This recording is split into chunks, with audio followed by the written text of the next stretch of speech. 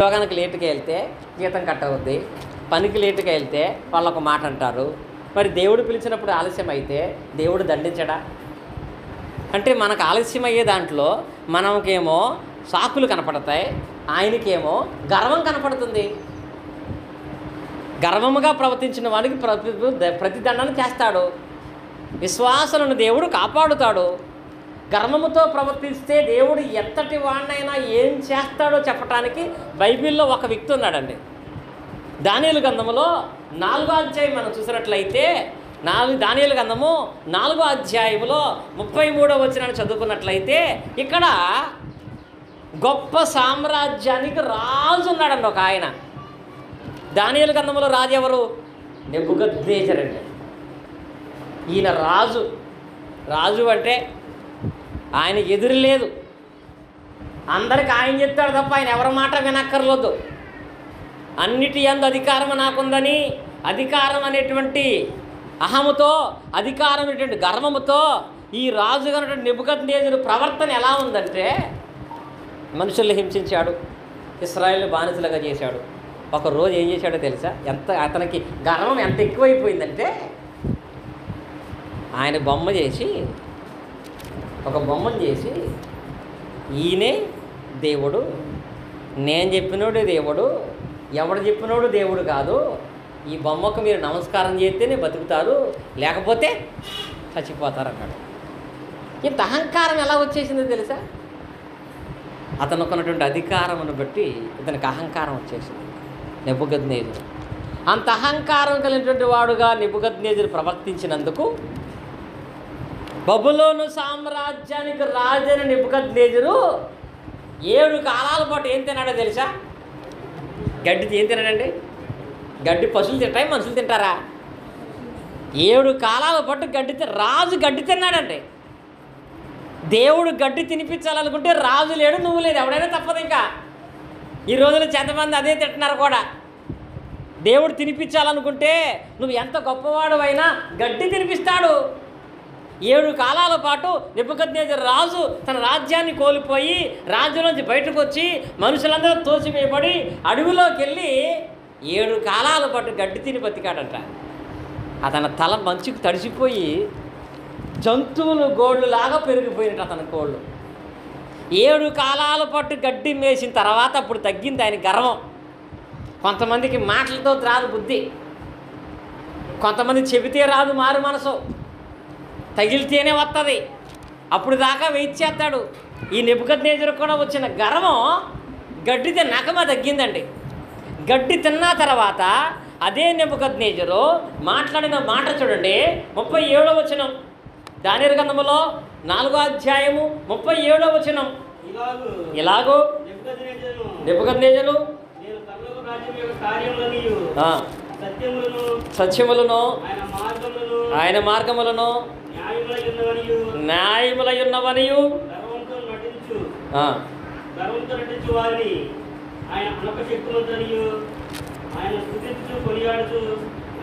గణపరుచుచున్నాను. ఇప్పుడు వచ్చింది ఆడికి బుద్ధి. ఎవరి? గర్వముతో నడుచుకునేవాడికి బుద్ధి చెప్పేటువంటి వాడు దేవుడు. దేవుని దగ్గర మన ప్రవర్తన గర్వంగా ఉంటే రాజు లేదు, మంత్రి లేదు, ఎవడైనా సరే గడ్డి తినిపిస్తాడు. కాబట్టి అలాంటి ప్రవర్తన నాకు ఉండకూడదు. కాబట్టి ఇక్కడి నుంచి దేవుని నామాన్ని కనపరుస్తాను, స్తుతిస్తాను, దేవునికి విధేయుడిగా ఉంటానని ఇప్పుడు మాట్లాడాడండి. గర్విష్ఠుడి గర్వాన్ని అణిచేటువంటి వాడు దేవుడు. కనుక మన ప్రవర్తనలో దేవునికి ఏం కనపడకూడదంటే, దేవుని కంటే నేను గొప్పవాడిని, నాకు ఎదురెవరూ లేరు, అందరూ నా మాట వినాలని కఠినమైన ప్రవర్తించేవాడుగా ఉన్నాడా? అలాంటి వాడి గర్వాన్ని దేవుడు అణిచి గడ్డి తినిపిస్తాడు. ఇలాగూ నెబుకద్నెజరు ఏదో ఒక నిలబెట్టి అదే దేవుడు అనే మాట మాట్లాడటాన్ని బట్టి నెబుకద్నెజరు గర్వించడాన్ని దేవుడుగా భావించి నెబుకద్నెజరు చేత దేవుడు గడ్డి తినిపించడనే విషయం తెలిసి అపోస్తుల కార్యం వచ్చిన తర్వాత ఒకసారి పౌలు గారికి ఎలాంటి సిచ్యువేషన్ ఎదురైంది. పౌలు గారు సేవ చేస్తుంటే పరిచర్య చేస్తున్నటువంటి సేవా పరిచర్య విధానంలో ఒక ప్రాంతంలో పౌలు గారిని అందరూ అన్నారు, అసలు నీవు చేసే కార్యాలు ఎవరో కూడా చేయలేరు, ఒక అద్భుతమైన కార్యాలు చేస్తున్నావు, ఇంకా నువ్వు చెప్పే దేవుడు ఎవరో మాకు తెలియదు, కానీ ఒకటి మాత్రం మాకు అర్థమైంది, మాకు నువ్వే దేవుడు. ఎవరంట? పౌలు గారిని నువ్వే మాకు దేవుడు. పొద్దున మా అందరి గారు అంటున్నారు ఎవరి గురించో. ఆ విశ్వాస గట్ట వాళ్ళ అయ్యగారే దేవుడు అంట. మా అయ్యగారు మాకు దేవుడు అంతే, మాకు వేరే ఏం అక్కర్లేదు. మా అయ్యగారు ఏం చెప్తే అదే చేస్తాం మేము. మా అయ్యగారే మాకు దేవుడు. అయ్యగారు కూడా అమ్మ నేనేం చెప్తే అదే మీరు చెయ్యాలి. మారేష్ గారు పెట్టే దగ్గరికి వెళ్ళొద్దు. నేను చెప్తున్నాను కదా బైబిల్ చెప్పేది మీకు ఎందుకు. మారేష్ గారు చెప్పే సంఘానికి మీరు వెళ్ళొద్దు. నేను నా మాటే మీరు వినండి. మనం కూడా మా అయ్యగారే దేవుడు, మా అయ్యగారు చెప్పిందే చేస్తాం మేము. అయ్యగారు దేవుడా, దేవుడు దేవుడా. నెబుకద్నెజరు కూడా నేనే చెప్పిందే చేయాలన్నాడు. ఆ మాటలో దేవునికి గర్వం కనపడింది. వెంటనే ఆయన్ని ఏం చేశాడు, గడ్డి వేపించాడు. కనుక ఎలాంటి ప్రవర్తన కలిగినటువంటి వారి విషయంలో దేవుడు గడ్డి తినిపెత్తాడని పౌలు గారికి తెలుసు. ఈ వాక్య భాగంలో అపోస్తలుల కార్యగ్రంథంలో 14వ అధ్యాయం 15వ వచనంలో ఆ ప్రాంతం ఉన్నటువంటి వాళ్ళు వచ్చి అయ్యా ఇవన్నీ మాకు వద్దు కానీ నువ్వే మా దేవుడివి, నిన్నే దేవుడిగా భావిస్తాము, నీ మాటే మేము వింటామని చెప్పి వారు మాట్లాడేటువంటి స్వభావాన్ని మనం చూస్తాము. చూడండి ఇక్కడ, అయ్యలారా మీరెందుకు ఎలాగూ చేయుచున్నారు, మేము కూడా మీ స్వభావము గల నరులమే, మీ వ్యర్థమైన వాటిని విడిచిపెట్టి ఆకాశమును భూమికి సముద్రమును వాటిలో సమస్తమును సృజించిన జీవము గల దేవుని వైపు తిరగవలనని మీకు సువార్త ప్రకటించుచున్నాము. ఇక్కడ కూడా పౌలు గారు కనుక నువ్వే దేవుడు అని దండట్టుకొచ్చారు. ఏం తెచ్చారు, అయ్యా నువ్వే మాకు దేవుడివి ఈ ప్రాంతానికి, కనుక నీకు దండేసి సన్మానించి నిన్నే దేవుడిగా భావిద్దాం అనుకుంటున్నాము. మాకు కొన్ని ఎద్దులు ఉన్నాయి, అవి నీకు బలిచ్చేద్దాం అనుకుంటున్నా అన్నాడు. నాకు ఎలాంటి ఆప్షన్ వస్తే డబ్బులు ఎలా సంపాదించుకోవచ్చు. నువ్వే దేవుడు అనగానే వెంటనే చక్కగా ఒక పెట్టుకొచ్చుని మా కీరవ గారు చాలా జోకులు వేస్తుంటుంది మా వాళ్ళు. ఈ తిరుగులు ఇదంతా లేదు కానీ ఎక్కడన్నా ఒక చెట్టు కింద కూర్చుంటే బాగుంటుందని. నువ్వే దేవుడు అని వాళ్ళు అన్నప్పుడు నేనే దేవుడిని అని కనుక అక్కడ మొదలు పెడితే ఎన్ని డబ్బులు వస్తాయి. నువ్వే దేవుడు అంటే. కానీ పౌలు గారు తెలుసు, నేను దేవుని స్థానాన్ని దొంగిలించి దేవునికి విరోధంగా ప్రవర్తిస్తే తన జీవితంలో పడదోయబడి నెబుకద్నెజరులాగా గడ్డి తింటాడని తెలుసు. అందుకే పౌలు గారు అంటాడు, అమ్మ మీరు ఎప్పుడూ కూడా నన్ను మీరు హెచ్చించకండి. ఈ మాటను బట్టి నిజంగా నేను కూడా గొప్పవాడిని అనుకుని, నేను కూడా దేవుని కంటే గొప్పవాడిని అనుకున్నాను అనుకో, నా పరిస్థితి కూడా గడ్డి తింటం అయిపోద్ది. కాబట్టి అక్కడ అంటాడు పౌలు గారు, అయ్యలారా మీరెందుకు ఇలా చేస్తున్నారు, మేము కూడా మీలాంటి నరులమే, ఆకాశంలోకి భూమికి సృష్టికర్త అయినటువంటి యెహోవాను మాత్రమే మీరు స్తుతించండి. దేవుడే గొప్పోడు, మనం అందరం సమానం. ఇక్కడ మీరు నేను ఎక్కువ కాదు, అందరం సమానమై ఉన్నాము, మాకు మీరు దేవుడిలాగా దండలు ఇద్దని చెప్పి పౌలుగా తన వస్త్రాలు చింపేసుకున్నాడండి. నిజంగా పౌలు ప్రవర్తనలో దేవునికి ఏం కనపడింది తెలుసా, వినయం కనపడింది. పౌలుకి అసలు ఇంత గర్వం కూడా రాలేదండి. ఇంత గర్వం కూడా రాకుండా తన బట్టలు చింపుకొని మేము నీలాంటి నరులమే అని చెప్పి వాళ్ళతో కలిసిపోయినప్పుడు వినయం కలిగిన వాడుగా ఉన్నాడు కనుక పౌలుని దేవుడు అత్యంత ఉన్నతంగా సేవలు అభివృద్ధిపరిచాడు. అదే గుణం మనకి క్రీస్తులో కూడా మనం చూస్తాం. క్రీస్తు కూడా నిలబడి గర్వంగా ప్రవర్తించాలంటే ఆయనకి ఎన్ని అధికారాలు ఉన్నాయా లేదా? సముద్రం ఆయనకు లోపడుతుంది, ఆకాశం ఆయనకు లోపడుతుంది, దెయ్యాలు ఆయనకు లోపడతాయి, రోగాలు ఆయనకు లోపడతాయి. ఎన్ని అధికారము కలిగినటువంటి వాడుగా ఉన్నా ఆయన ఈ లోకంలో తన ప్రవర్తన ఎలా ఉంటుందంటే గొర్రె పిల్లలాగా. అపోస్తలుల కార్యం 8వ అధ్యాయంలో ఉంటుంది, యెషయా గ్రంథంలో ప్రవచనం. గొర్రె పిల్లలాగా అంటే వదకు తేబడినటువంటి గొర్రె పిల్లలాగా, బొచ్చు కత్తిరించు వానితో గొర్రె పిల్ల ఎలా మౌనంగా ఉంటుంది అలాగా ఆయన మౌనంగా ఉన్నాడంట. గొర్రె పిల్ల ఎలా ఉంటుందంటే దాన్ని లాక్కెళ్తుంటే ఎలా వెళ్తుంది, దానికి పొడవటం రాదు, ఎదురు తిరగటం రాదు, మౌనంగా వెళ్ళిపోతుంది. అంటే దానికి కొమ్ములు లేవు, దానికి పొడిచేటువంటి ఆలోచన లేదు, ఆ స్వభావం లేకుండా సాధు స్వభావంగా వెళ్ళిపోతుంది. అదే మీరు సింహాన్ని లాక్కెళ్ళి ప్రయత్నం చేయండి, ఏం చేద్దాం, ఒక్కసారిగా పీక అవతల పడేది. క్రీస్తుకి సింహం లాంటి అధికారం ఉంది, కానీ గొర్రె పిల్లలాగా తనను తాను తగ్గించుకున్నాడు. అతని ప్రవర్తనలో యేసుక్రీస్తు వారి యొక్క 3.5 సంవత్సరాల సువార్త పరిచర్యలో ఆయనలో గొర్రెపిల్ల స్వభావం కనపడదు తప్ప ఎక్కడ సింహం స్వభావం అనేది కనపడదు. అందును బట్టి ఆయన ప్రవర్తనను బట్టి దేవుడు క్రీస్తును అన్ని నామల కంటే పరిణామంగా అధికంగా హెచ్చించినట్లుగా లేఖన భాగంలో మనమైతే చూస్తాము. ఇది మనం చూసుకోవాల్సినటువంటి వాటిలో మూడవది, మన ప్రవర్తన అనేది ఎలా ఉంది. నెబుకద్నెజరులాగా మనుషుల దగ్గర గర్వంగా ప్రవర్తిస్తున్నామా? దేవుడు ఖచ్చితంగా నీతో గడ్డి తినిపిస్తాడు. నీ స్థాయి ఎలా ఉన్నా సరే, ఏమీ లేనప్పుడు ఎలా ఉన్నావో అన్నీ ఉన్నప్పుడు కూడా అలాగే అంతే ప్రేమగా అంతే మర్యాదగా నడుచుకోవాలి. కొంతమందికి 100 రూపాయలు వస్తే 1000 రూపాయల అహంకారం చూపిస్తారు. దాన్ని ఏమంటుంది తెలుసు మా ఏరియాలో? నడమంతరపు సిరి. ఏ సిరంట అంటే అడ్డకోలుగా వచ్చిన సంపాదనను బట్టి మనిషికి అహంకారం వచ్చేది. కానీ ఎలా వచ్చిందో అలాగే అది తిరిగి వెళ్ళిపోద్ది. అలా వెళ్ళకుండా ఉండాలి అంటే అన్నీ ఉన్నా అలాగే ఉండాలి, ఏమీ లేకపోయినా అలాగే ఉండేటువంటి వాళ్ళమై ఒకే రకమైన మనస్తత్వంతో మనుషులందరితో మనము సమానమైన ప్రేమను కలిగినటువంటి ప్రవర్తన కలిగినటువంటి వారముగా మనం ఉండవలసినటువంటి వారమై ఉన్నాము. ఇది మనం టెస్ట్ చేసుకోవాల్సినటువంటి వాటిలో మూడవది, మన ప్రవర్తన ఎలా ఉంది.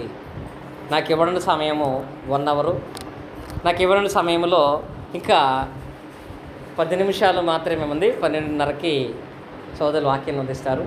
కనుక 3 విషయాలు ఉన్నాయి మనం సరి చేసుకోవాల్సిన బట్టి. వాటిని అయితే ఇంత సమయం కాకుండా చాలా షార్ట్ కట్గా మీకైతే వివరిస్తాను. అంటే మన యొక్క మాటలో గర్వం కనపడకూడదు, వినయం కనపడాలి. మన నడకలో గర్వం కనపడకూడదు, వినయం కనపడాలి. మన ప్రవర్తనలో గర్వం కనపడకూడదు, వినయము కనపడేటిదై ఉండాలి. మూడవది ఏంటో తెలుసా? అసలు ఎక్కడ గర్వంగా ఉండకూడదో అక్కడే గర్వంగా ప్రవర్తిస్తారు కొంతమంది. అది ఎక్కడో తెలుసా? ప్రార్థన. ప్రార్థన మనం ఎలా చేస్తున్నాం ఎప్పుడైనా ఆలోచించారా? ప్రార్థన చేసేటప్పుడు నువ్వు చేసే ప్రార్థన విధానము, ప్రార్థన చేసేటువంటి క్రమం అనేది నీలో వినయాన్ని చూపించాలి. ప్రార్థన అనే పదమేకి అర్థం ఏంటో తెలుసా? అడుగుట, వేడుకొనుట, మొర్రపెట్టుకొనుట. దేవునిని మనం మొర్రపెట్టుకుంటున్నాం, దేవుణ్ణి బ్రతిమాలుకుంటున్నాం.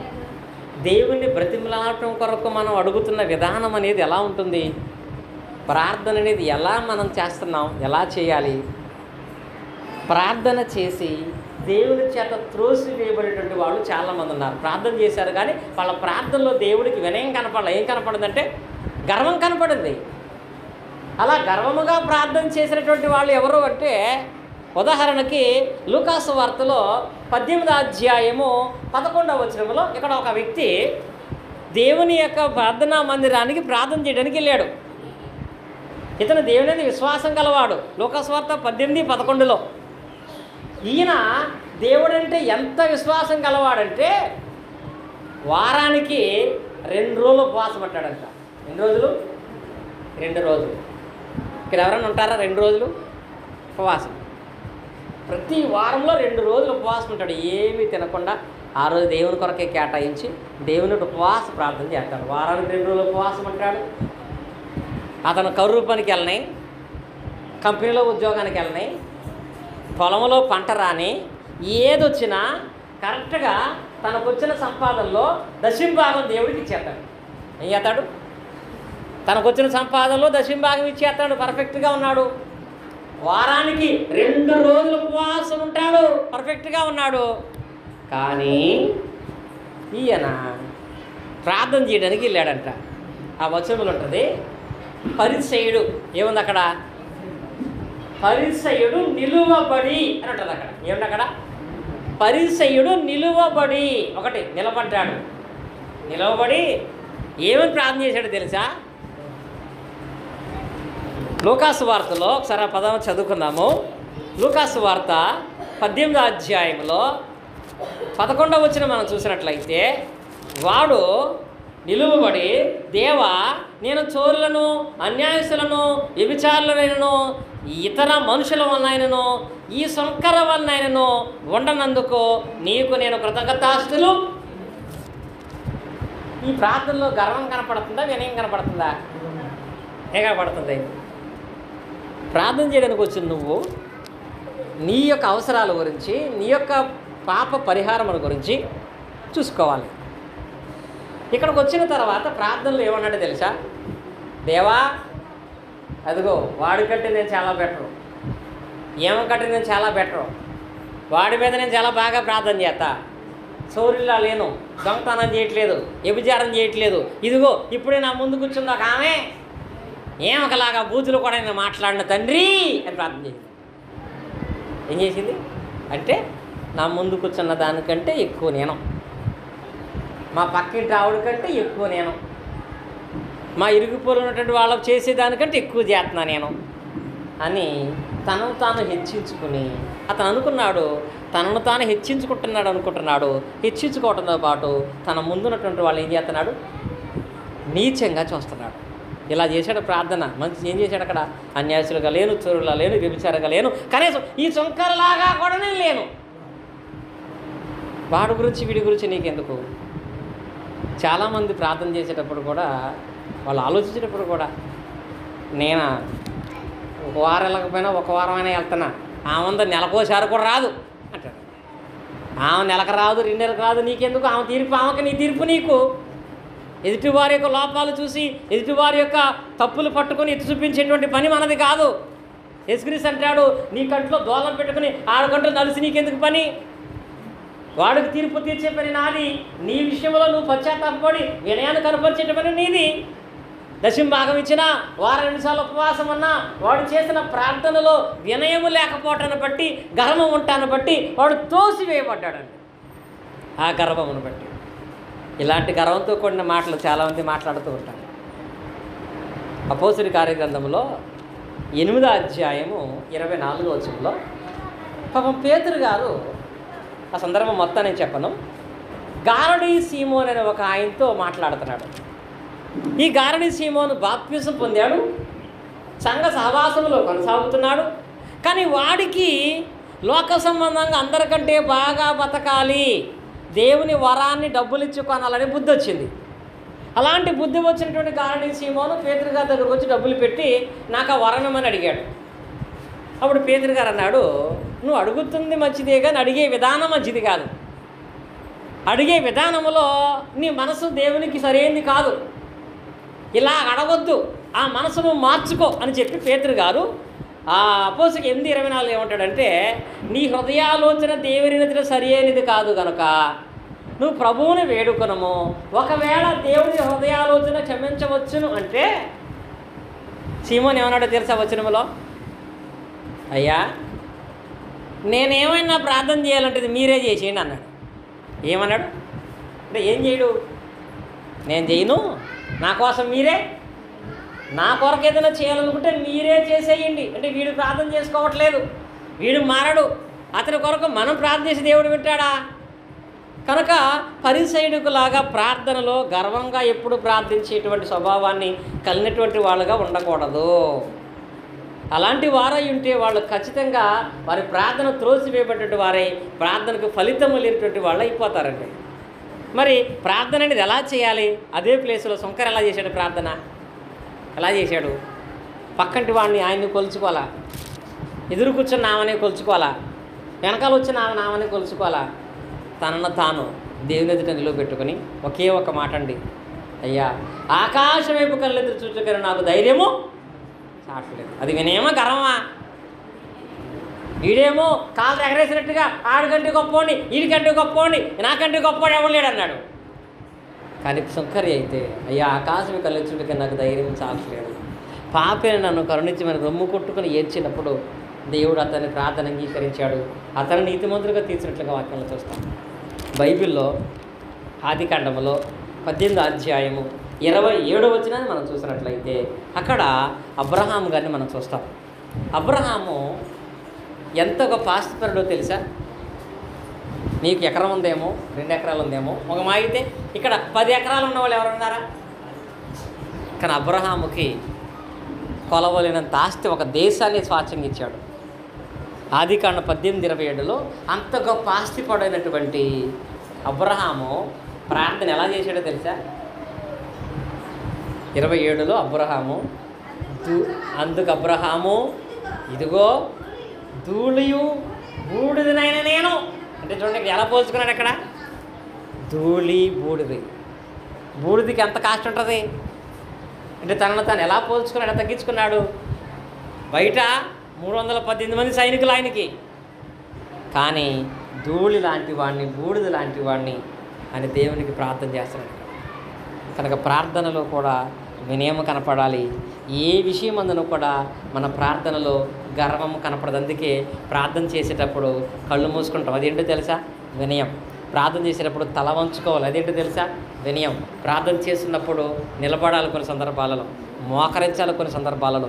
నీ ప్రార్థన చేసే విధానంలో గర్వము కనపడకూడదు. కొంతమంది ప్రార్థన చేసుకుంటారు కానీ అసలు ఆ ప్రార్థన చేయకపోతేనే మంచిది అనిపిస్తుంది. 2 జేబుల్లో చేతులు ప్రార్థన చేసుకుంటున్నావా? మంచం నుంచి లేవగలిగి కూడా మంచం మీద అలాగే పడుకొని, ఒక ఆమె ప్రొద్దున్నే లెగిసి ఫస్ట్గా ఫోన్ తీసుకొని ఫోన్లో మెసేజ్లు వచ్చి చూసుకుని అలాగే మంచం మీద దిండి మీద పడుకొని అక్కడ అలాగే సాష్టాంగ పడుకు ప్రార్థన చేస్తుంది. అంటే మంచం నుంచి లేవలేవా? నీ ప్రార్థనలో వినయం కనపడుతుందా, గర్వం కనపడుతుందా? తల వంచి, మోకరించి, నిలబడి, నమస్కరించి, సాగిలపడి, పరిస్థితులను బట్టి నీవు వినయము కలిగిన ప్రవర్తనతో ప్రార్థన చేయండి. అట్టి ప్రార్థనకు దేవుడు సమాధానం ఇచ్చేటువంటి పెట్టాడు. లేదు ఇప్పటి వరకు ఎవరెవరి గురించి ఆలోచించి వాళ్ళకంటే గొప్పవాళ్ళగా మనం మాట్లాడుకుంటున్నాం మేము. దేవుడికి వాళ్ళ జీవితాలు తెలుసు, నీ జీవితం తెలుసు. వాళ్ళ గురించి నువ్వు చెప్పాల్సిన అవసరము లేదు. మనల్ని మనం తగ్గించుకొని విశ్వాసంగా వినయముతో ప్రార్థన చేద్దాం. దేవుడు శంకర్ని ప్రేమించినట్లుగా, అబ్రహామును సమాధానించినట్లుగా మన జీవితాల్లో కూడా దేవుడు నిజమైనటువంటి సమాధానాన్ని, సహాయాన్ని కలుగ చేస్తాడు. 4 విషయాలు తెలియపరిచాను. మిగతా విషయాలు మరొక చిత్తమైతే మరి నేర్చుకుందాము. ఈ 4 మనం నేర్చుకుందాము. అటు విషయాలలో ఏమిటారా సరే, ఈ 2 విషయాలు ఇంకా షార్ట్ కట్గా చెప్తాను నేను. ఇంకా 5వది ఏంటంటే మన ప్రవర్తనలో 5 చెప్పుకున్నాం, 4 చెప్పుకున్నాం మనం. మొదటిది ఏంటి? మాటలో వినయం ఉండాలి. 2వది నడకలో వినయం ఉండాలి. 3వది ప్రవర్తనలో వినయం. 4వది ప్రార్థన ఉండాలి. 5వది ఏంటి తెలుసా? పరిచర్యలో వినయమును కనపరచాలి. పరిచర్య అంటే పని చేసే దగ్గర కొంతమంది గర్వంగా ఉంటారు. పరిచర్యలో మన స్వభావం అనేది ఎలా ఉంది? పరిచర్యలో మన స్వభావం. బైబిల్లో వేషధారులు అని కొంతమందికి పేరు పెట్టాడు యేసుక్రీస్తు. వేషధారులు అంటే వాళ్ళు ఎవరో తెలుసా? మత్తయి సువార్త 23వ అధ్యాయము 1-3 వచనాలలో శాస్త్రులు, పరిచయులు అనేటువంటి వేషధారుల గురించి జాగ్రత్తగా ఉండండి. మత్తయి సువార్త 23వ అధ్యాయము 1-3 వచనాలలో వాళ్ళు ఎలాంటి వారట? వారు చెప్పుదురే కానీ చెయ్యరట. అందుకే వాళ్ళు ఏమయ్యారంటే వేషధారులు. ఎప్పుడైనా సంఘములో ఏదైనా పని చేయాల్సి వస్తే ఆ పని విషయంలో మనం ఎలా ఉంటున్నాము, మన ప్రవర్తన ఎలా ఉంటుంది? పని చేసే విషయంలో మన ప్రవర్తన ఎలా ఉంటుంది? ఇప్పుడు ఉదాహరణకి వస్తమే మనం లేట్గా వచ్చాం, కుర్చీలు అన్నీ వేయకుండా ఒక 4 కుర్చీలు పక్కన ఉన్నాయి. మన పని మనం చేసుకోవడానికి మన కుర్చీ మనం వేసుకుంటున్నామా? మ్యారేజ్ గారు వచ్చి ఆయనే 4 కుర్చీలు వేసిన తర్వాత అందులో తులసిన కుర్చీలో మనం కూర్చుంటున్నామా? పరిచర్య విషయంలో, పరిచర్య దగ్గర ఎవరన్నా చేస్తే దాంట్లో మనం పాల్గొంటాములో అందులో మనకి వినయం ఉండదు. పని చెప్పేవాడు వినయం కలిగిన వాడు కాదు. శాస్త్రులు పరిచయాలంట వాళ్ళు చెబుతారు కానీ చేయరట. చాలామంది వచ్చిన తర్వాత ఏది మ్యారేజ్ గారు మరీ గోళ్ళు ఎలా ఉన్నాయండి, ప్లాటింగ్ చేయించచ్చుగా, మరీ వేడి వచ్చి కిటికీలు పెట్టచ్చు కదా, మరి ఇబ్బందికరంగా ఉంది ఇంకొక ఫ్యాన్ పెట్టించచ్చు కదా. ఏంటిది అంటే మీరు అనుకుంటారు సలహా ఇస్తున్నామని, కానీ అది మీ పని దగ్గర గర్వాన్ని చూపిస్తుంది. చేయించవచ్చు కదా అనేది గర్వం, చేస్తాననేది వినయం. అది భోజనాల కార్యక్రమాలు కానీ, సేవా కార్యక్రమాలు కానీ, మందిరం యొక్క పనులు కానీ, ఈ పనుల్లో మన ప్రవర్తన ఎలా ఉంటుంది? చెప్పేవాళ్ళుగా ఉంటున్నామా లేక చేసేటువంటి వాళ్ళంగా ఉంటున్నామా? చెప్పేవాడుగా ఉండి త్రోసివేయబడినటువంటి ఒక వ్యక్తిని జ్ఞాపకం చేస్తాను క్లుప్తంగా. లూకాసు వార్తలో 7వ అధ్యాయము 45-40, లూకాసు వార్త 7వ అధ్యాయము 44-45 వచనాలు చూస్తే ఇక్కడ ఒక పరిసయ్యుడు యేసుక్రీస్తు అని భోజనాన్ని పిలిచాడు. వేసాడు అక్కడ పరిసయ్యుడు యేసుక్రీస్తు అని భోజనాన్ని పిలిచాడు. అంటే ఇప్పుడు యేసుక్రీస్తుతో పని చేయించడానికి పిలిచాడా, పని చేయడానికి పిలిచాడా? దేనికి పిలిచాడు? పని చేయటానికి, ఆయనకి భోజనం పెట్టడానికి పిలిచాడు. ఇప్పుడు మీరు సంఘ సహవాసానికి వస్తున్నారు, ప్రార్థనకు వస్తున్నారు. ఈ వచ్చేటువంటి ఈ పనిలో ఇక్కడ ఎవరైనా పని చేస్తే చూడటానికి, పని చెప్పడానికి వస్తున్నామా, మనకు అవకాశం ఉన్న పనిని చేసి ఆలోచనతో వస్తున్నామా? ఈ పరిసయుడు యేసుక్రీస్తుని భోజనానికి పిలిచాడు కానీ వీడికి ఫస్ట్ నుంచి చేయటం అలవాట్లేదు, పరిచర్య చేయటం అలవాట్లేదు. సరే, యేసుక్రీస్తు భోజనానికి వచ్చి ఇంట్లో కూర్చున్నారు. వెంటనే వాడు సర్లే అతనికి భోజనాలు ఏర్పాటు చేయమని చెప్పాడు. ఈలోపు ఆ ఇంటికి ఒక పాపాత్రుడి స్త్రీ వచ్చింది. ఎవరింటికి? పరిసయుడి ఇంటికి వచ్చింది. ఆయనేమో పరిసయుడి ఇంటికి వెళ్ళాడు. ఆ పరిసయుడి ఇంటికి పాపాత్రుడి స్త్రీ వచ్చింది. అంటే ఇప్పుడు పని చేయవలసిన వాడేమో చేయటం మానేశాడు, తెలిసినోడు చేయట్లా. బయట నుంచి వచ్చిన ఒక ఆమె చేస్తుంది. అక్కడ ఏం చేస్తుంది? పరిచర్య. యేసుక్రీస్తు వారు కూర్చుంటే ఆయన పాదాల దగ్గరికి వెళ్ళి నిలబడి కన్నీళ్లతో ఆయన పాదాలు కడిగిందంట. తన తల వెంట్రుకలతో తుడిచిందంట. ఆయన పాదాలు ముద్దు పెట్టుకుందంట. అత్తరుతో తన తలను పూసిందంట. ఈ పనంతా చేస్తుంటే వీడు చెయ్యాలి. అసలు చెయ్యకపోగా ఆమె చేస్తుంటే చేసి ఆమె గురించి తప్పుగా ఆలోచించేస్తున్నాడు. అప్పుడు యేసుక్రీస్తు అన్నారు, పరిచర్య చేసే స్వభావం నీలో లేదు, ఆమెలో ఉంది. పిలవటమే గొప్పది కాదు. అలాగే యేసుక్రీస్తు నమ్ముకోవటమే దేవుని వల్ల ప్రేమించబడం. మనం నమ్మిన నీకు దేవుడు సహాయం చేయాలంటే పరిచర్యలో నీ ప్రవర్తన కూడా చూస్తాడు దేవుడు. ఎలా పనిచేస్తున్నావు, నీ ప్రవర్తన ఎలా ఉంది? ఇక్కడ యేసుక్రీస్తు అంటాడు, పరిచయుడా నన్ను భోజనానికి పిలిచావు, కాళ్ళు కొడుకొని నీళ్ళు ఇచ్చావా? ఇవ్వాల. ఆమె కాళ్ళు కన్నీళ్లతో కడిగింది. పరిచయుడా నన్ను లోపలికి రాగా నన్ను ముద్దు పెట్టుకోవాలా నువ్వు? ఆమె నా పాదాలు ముద్దు పెట్టుకోవటం మానలా. నూనెతో నా తల అంటలేదు నువ్వు. ఆమె అత్తరతో నా పాదాలు పూసింది. నాకు టవల్ ఇవ్వలేదు నువ్వు.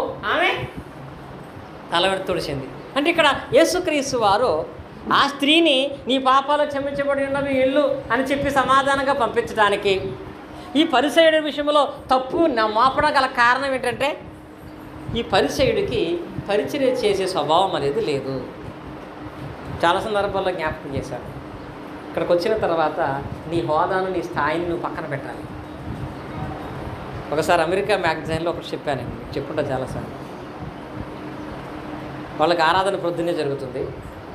ఒకసారి మా ఆనందరావు గారు లాంటి కోటీశ్వరుడు, ఇప్పుడు ఈయన కూడా మంచి ఆస్తిపరుడు అనుకోండి, అలాంటి ఒక ఆయన ఆరాధన 9 గంటలకు అయితే 8 గంటలకే వెళ్ళిపోయాడు మందిరం దగ్గరికి.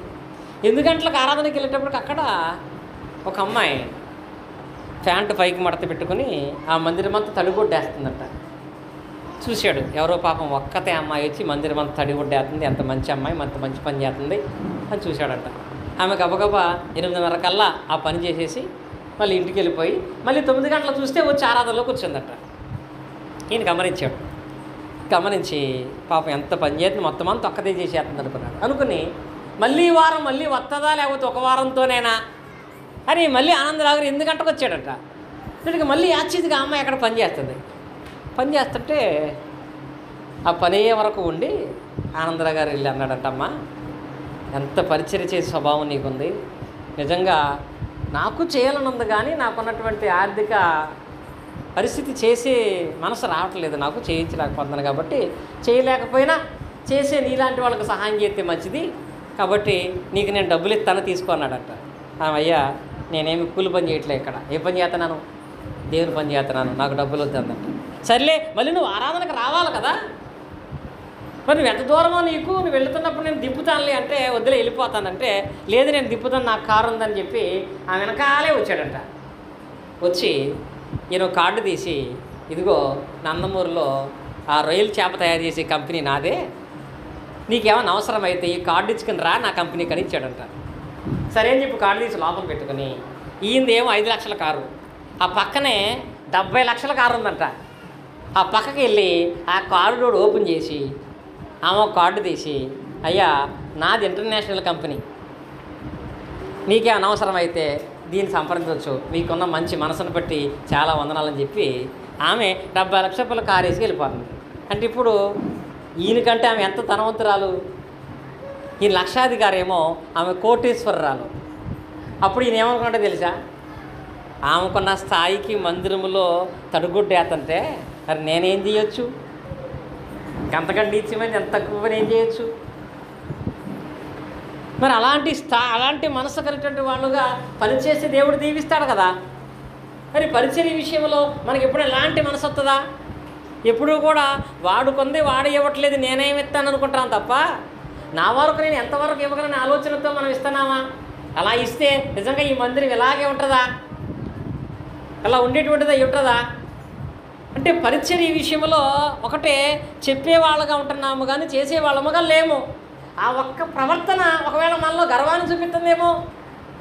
ఆ ఒక్క ప్రవర్తనను బట్టి దేవుని ప్రేమను మనం పొందలేకుండా పోతున్నామేమో.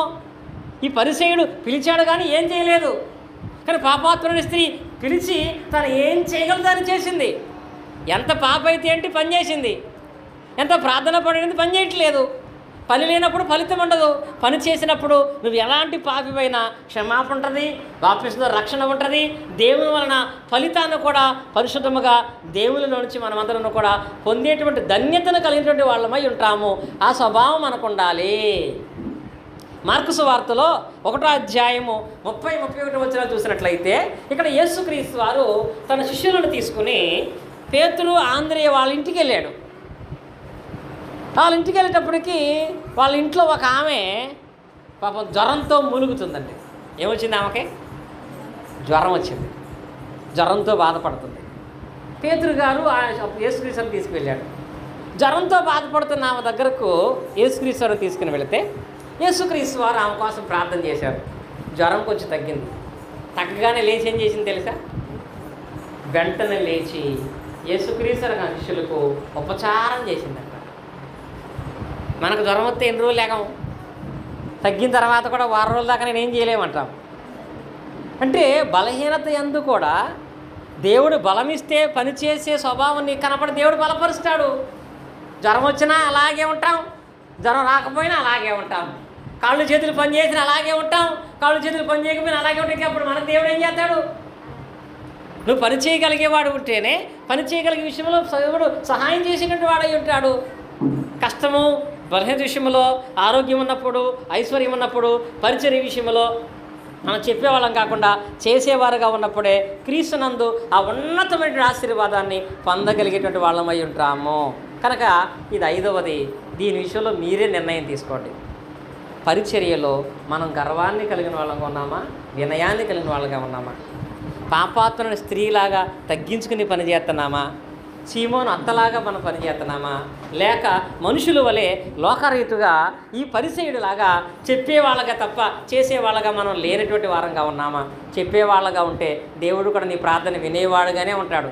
చేసేవాడుగా ఉంటే దేవుడికి నీ ప్రార్థనకి సమాధానాన్ని, సహాయాన్ని చేసేటువంటి వాడు ఖచ్చితంగా ఉండేటువంటి వాడై ఉంటాడు. ఇంకా చివరిగా 6వది, సంఘములో మనం ఎలా ఉన్నాము? సంఘ సభ్యులుగా మనం ఎలాంటి వారంగా ఉన్నాము? సంఘములో కాడకొచ్చేటప్పటికి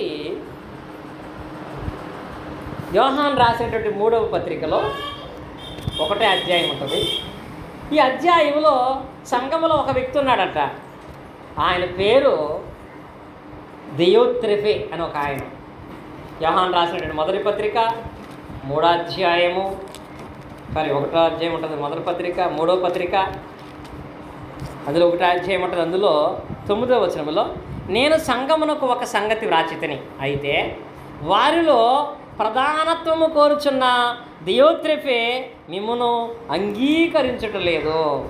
వాడు మమ్మను గూర్చి చెడ్డ మాటలు వదరచు, అది చాలనట్లుగా సహోదరులను తానే చేర్చుకొనక వారు చేర్చుకున్న మనసు గల వారిని కూడా ఆటంకపరచుచు సంఘము నుండి వారిని వెలివేయుచున్నాడు. ఒకడు ఉన్నాడంటండి. వీరికి సంఘంలో ఎలాంటి బుద్ధి తెలుసా? ఎలాంటి వాడంటే తాను ప్రధానత్వం నిలుపుకొన కోరి. ప్రధానత్వం అంటే ఇక్కడ తక్కువ అనుకుంటున్నా నేను. కొన్ని స్థానిక సంఘాల్లో ఉంటుంది, ప్రార్థనకు వస్తాడు, పాట ఇవ్వకపోతే అలుగుతాడు, ప్రార్థన ఇవ్వకపోతే అలుగుతారు, వాక్య పట్టణం ఇవ్వకపోతే అలుగుతారు. అంటే వచ్చిన తర్వాత ఏం కోరుకుంటున్నాడంటే సంఘంలో ఒక ప్రత్యేకమైన స్థానం, పెద్ద కుర్చీ అయిపోతే అలుగుతారు, ఎదరు కూర్చోబెట్టకపోతే అలుగుతారు, ముందు భోజనం పెట్టకపోతే అలుగుతారు. ఇవన్నీ ఏంటి?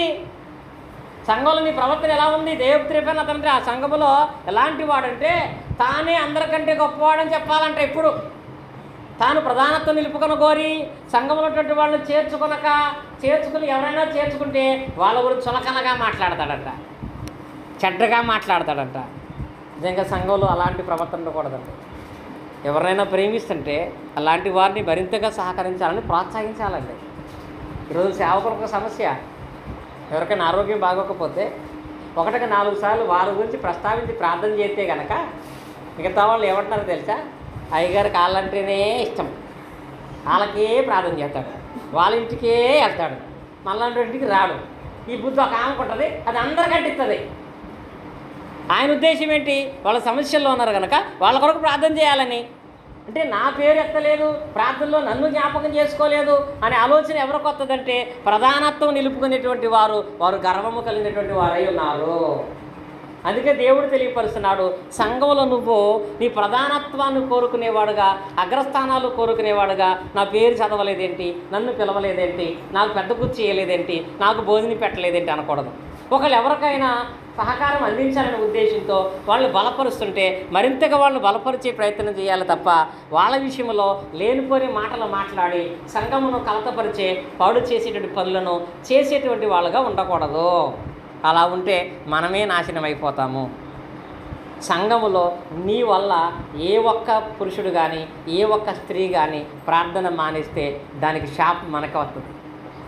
మన మాట వల్ల కానీ మన ప్రవర్తన కానీ అలా రాకూడదండి. ఇంకా చెప్పాలంటే మారేష్ గారు కానీ మాలాంటి సేవకులు ఉంటే ఎవరైనా ఒక కుటుంబం మా గురించి ప్రార్థన చేయట్లేదని వాళ్ళు బాధపడుతుంటే నిజంగా మారేష్ గారికి వచ్చి ఏంటి మా కోసం ప్రార్థన చేయడం వాళ్ళందరూ వాళ్ళకున్నటువంటి సమస్యలు, వాళ్ళకున్న బలహీనతలు సంఘంలో సీనియర్గా ఉన్నటువంటి మీకు చెప్తారు. వాళ్ళు చెప్పినప్పుడు మీరేం చేయాలి? ఏంటమ్మా మారేష్ గారు మరి మా కోసం ప్రార్థన చేయడు, కనీసం వాళ్ళని పట్టించుకోవడంటే మీరేమనాలి? ఆయన సేవలోను ట్రైనింగ్లోను దూర ప్రాంతాల్లో మీటింగ్స్ కూడా వెళ్తున్నాడు, లేకపోతే ఆయన అందరి కోసం ప్రార్థన చేస్తాడు, నీ కోసం ప్రార్థన చేయమని మాకు కూడా చెప్తూ ఉంటాడని చెప్పి మారేష్ గారి దగ్గరికి వచ్చి అయ్యా ఆవిడ ఇలా అనుకుంటుంది మీ విషయంలో, అలా అనుకుంటే ఆమె సహవాసంలో ఆత్మీయతలు ఎదగలేదు కాబట్టి మీరు ఆమె గురించి ప్రత్యేకంగా మీరు శ్రద్ధ తీసుకోవాలని చెప్పాలి. అప్పుడు ఏమవుతుంది? నీకు దేవుని దగ్గర విలువ ఉంటుంది, ఆ విశ్వాసంలో కొనసాగుతుంది. ఈ మాట అనగానే నిన్నేనంటే ఎవరిని పట్టించుకోడు, అసలు ఎవరంటే లెక్క ఉండదు. ఎన్నో 10 సంవత్సరాలు చెప్తుంటే నన్నే పట్టించుకున్నాడు, నేను కాక మనసు నిన్ను పట్టించుకుంటాడా అంటే ఏమవుతుంది అక్కడ? అంటే నీ ప్రధానత్వం లేదని అందరు ప్రధానత్వం తీసే ప్రయత్నం చేస్తే దేవుని దగ్గర కూడా ఆశీర్వాదాన్ని కోల్పోతాం. అలాగే బైబిల్లో సంఖ్యాకాండంలో మనం చూసినట్లయితే సంఖ్యాకాండము 16:32లో కోరాహ్ అనే ఒక అతను నేనే గొప్పవాడిని, నాకంటే గొప్పవాడు ఎవడు లేడు, అందరికంటే నేనే హైయెస్ట్లో ఉండాలి, అందరూ నన్నే పొగడాలి, అందరూ నన్నే చూడాలనుకున్నాడు. అలాంటి వ్యక్తిని దేవుడు ఎలా నాశనం చేశాడు తెలుసా? భూమి తన నోరు తెరచి ఆ కుటుంబాన్ని వేసింది. దౌర్భాగ్యమైనటువంటి చావు ఎందుకు వచ్చిందంటే సమాజంలో అతని ప్రవర్తన ప్రధానత్వాన్ని కోరుకునేదిగా ఉంది. అలాంటి ప్రధానత్వాన్ని కోరుకునేటువంటి స్వభావాన్ని మనము కలిగినటువంటి వారమై ఉండకూడదు. ఎలా ఉండాలి? చివరి వచనం యెషయా గ్రంథము 6వ అధ్యాయం 8వ చదువుకుందాం మనం. యెషయా గ్రంథము 6వ అధ్యాయం 8వ వచనంలో సంఘములో మనం ఎప్పుడు ఏ మాట మాట్లాడాలంటే యెషయా గ్రంథము 6వ అధ్యాయం 8వ వచనం 6వ అధ్యాయంలో 8వ వచనం మనం చూసినట్లయితే అప్పుడు నేను ఎవరిని పంపుదునో నా నిమిత్తము ఎవడు పోవనని ప్రభువు సెలవయ్యగా వింటిని, అంతటా నేను చిత్తము నేనున్నాను నన్ను పంపుమనగా. ఎప్పుడు కూడా పని అనేది వచ్చిన రాగానే ఎలా ఉండాలి? మనం ఎలా మాట్లాడాలి? నేనున్నాను నేను చేస్తాను. ఏమనాలి? నేనున్నాను నేను చేస్తాను. ఎప్పుడైనా పరిచయం కనుక రాగానే చేపలు అయితే బాగుంటుందమ్మా అనగానే అదిగో అమ్మాయి అవుతుంది, అమ్మాయిని పిల్లల్ని చేపలు వేయటానికి ఫ్యాన్లు వేయాలనగానే అదిగో ఆయన రావాలి ఫ్యాన్ వేయమని చెప్పండి, కుర్చీలు అనగానే ఆయన మోసిరమ్మని చెప్పండి అని కాకుండా ఏ పని అయినా మన సామర్థ్యం కొలది నేనున్నాను నేను చేస్తానని చెప్పగలగాలి. అలాగూ పనిలో సంఘములో నేను చేస్తాను కలిసి అని మాట్లాడగలిగినటువంటి వాళ్ళే దేవుని వినయమును విధేయతను కలిగినటువంటి వాళ్ళగా ఉంటారు.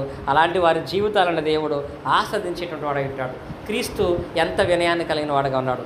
ఆయన దాసుడుగా తన పని ఎంత తగ్గించుకుని చేశాడు. కనుక సంఘములో కూడా క్రీస్తులాగా పనిచేయండి.